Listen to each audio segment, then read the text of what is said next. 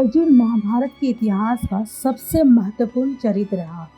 उनके बारे में कहा जाता है कि यदि वो नहीं होते तो कौरवों को युद्ध में हराना आसान नहीं होता। वीरता, साहस और सुंदरता जैसे कई गुण उनके भीतर थे। पर आज बात करते हैं अर्जुन की यश कीर्ति की नहीं, बल्कि उनके प्रसंग की, जिसमें उन्हें स्वर्ग की अप्सरा उर्वशी ने नपुंसक बन जाने का श्राप दिया था। आइए जानते हैं अप्सरा ने ऐसा क्यों किया।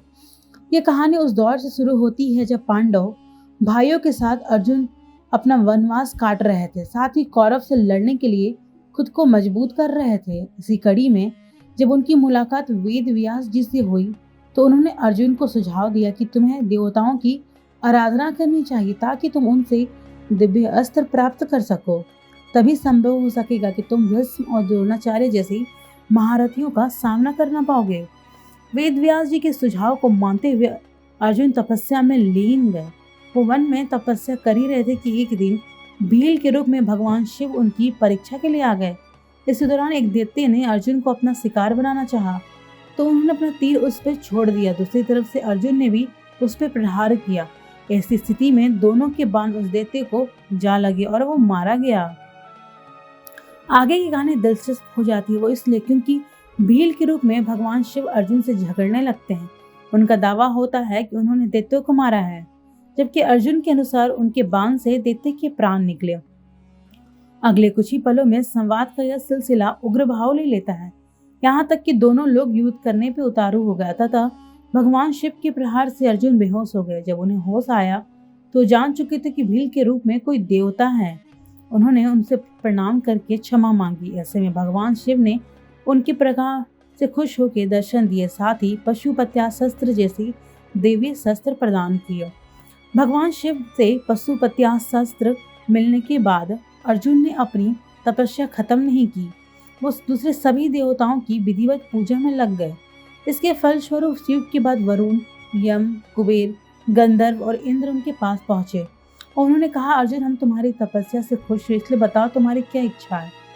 जैसा कि अर्जुन को भीष्म, द्रोणाचार्य जैसे महारथियों को हराने के लिए दिव्य अस्त्र शस्त्र की जरूरत थी, इसलिए उन्होंने विनती की वह उन्हें प्रदान करे। एक पल की देरी न करते हुए देवताओं ने उन्हें आशीर्वाद दिया, साथ ही कहा कि इंद्रलोक आए ताकि वो उनके उपयोग की विद्या सीख सके। कुछ वक्त बाद दोबारा से इंद्र का सारथी वापस अर्जुन के पास आया, उन्हें अपने साथ स्वर्ग में ले गया ताकि अर्जुन दूसरी सभी जरूरी विद्याएं सीख सके जो उनके लिए युद्ध भूमि में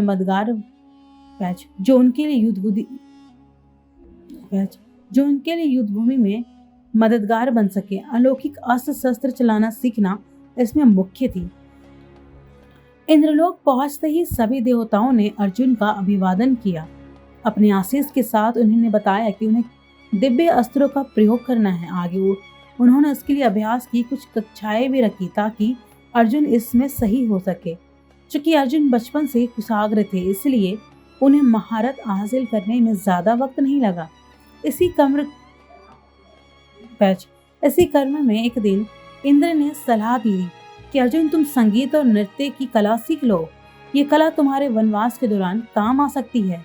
अर्जुन को सलाह अच्छी लगी तो उन्होंने हाँ कह दी। इस तरह वो चित्रसेन नामक गंधर्व की कक्षा में जा पहुंचे, जो कि संगीत और नृत्य की कला के गुरु माने जाते थे। इन्हीं कक्षाओं के दौरान पहली बार उनकी मुलाकात इंद्रलोक की अप्सरा उर्वशी से हुई। वो भी उनकी तरह ही गंधर्व से संगीत और नृत्य सीखने आती थी। बताते चले कि उर्वशी इंद्रलोक की एक ऐसी अप्सरा थी जिसका यौवन चर्चा में रहता था।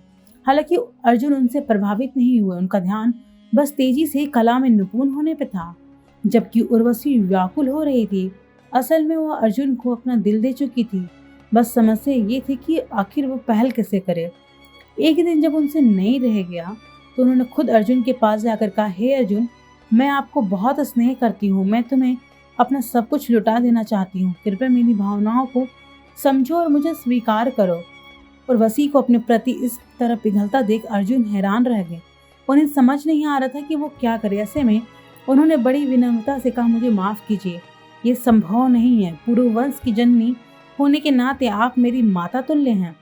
अर्जुन के उत्तर को सुनकर उर्वशी आग बबूला हो गई। इस प्रकार से यह स्वाभाविक था। असल में उर्वशी जिस यौवन को पाने के लिए ललायित रहते थे, अर्जुन ने उसे ठुकरा दिया।